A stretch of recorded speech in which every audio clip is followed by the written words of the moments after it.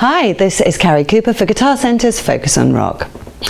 Now, when we think of politically themed songs to have charted over the years, certainly some good ones come to mind. Biko by Peter Gabriel, Lennon's Give Peace a Chance, Hurricane by Bob Dylan. Even Bob Marley's Get Up, Stand Up might spring to mind. But perhaps the most bizarre and, in many people's opinion, most annoying in years gone by would have to be the curious 1997 hit Tubthumping by UK chart toppers Chumbawamba.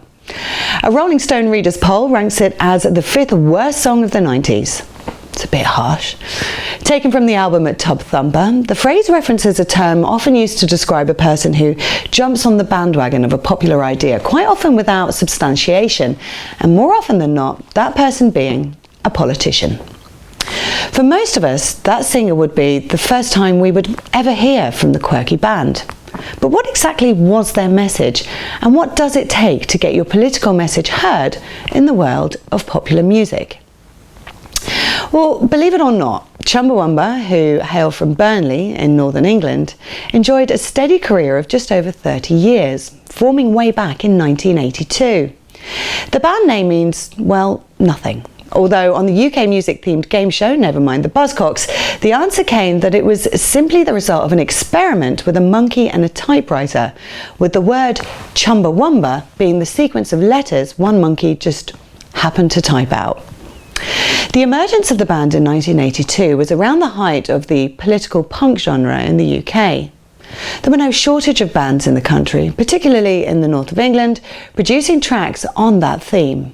The disenfranchised working classes, as the Conservative Party, headed up by Margaret Thatcher, continued to create great social divide and inequality throughout the nation. The "I get knocked down" line in the song was apparently inspired by a neighbour in Leeds at the time, an Irish guy who would always come home drunk every weekend, get to his house, fall over and attempt to get back up again. But of course the chorus itself refers to the apparent resilience of very ordinary people. The sentiment clearly struck a chord across the world, with it topping the charts in the UK, Australia, Canada, Ireland, Italy and New Zealand, and peaked at number 6 on the US Billboard chart, and went on to be nominated for Best British Single at the 1998 Brit Awards. Now that was a ceremony that would go down in Chumbawamba history, most notably because drummer Dan Nobbeken threw a bucket of ice-cold water over the Deputy Prime Minister of the time, John Prescott. The contradiction of getting the working man or woman's message across versus the huge sums of money that they were being offered to use the song never really sat too comfortably with the band. And so they used those offers to further the cause of the unions. One car company in the US offered to pay the band a ludicrous sum to use the track. Aware of an ongoing dispute between said company and its workers, the group offered the sum of cash that they earned to the workers so they could fund press for their cause.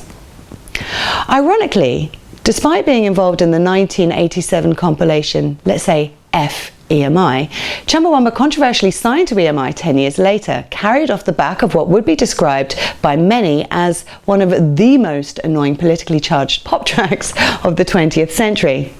But it was simple, honest and fun, and struck a recognisable chord with the masses, and kept the band delivering their message of social equality and resilience of the everyman or woman for many years to come. This is Carrie Cooper for Guitar Centre's Focus on Rock. Shop for the greatest selection of music gear on earth in store or at guitarcentre.com.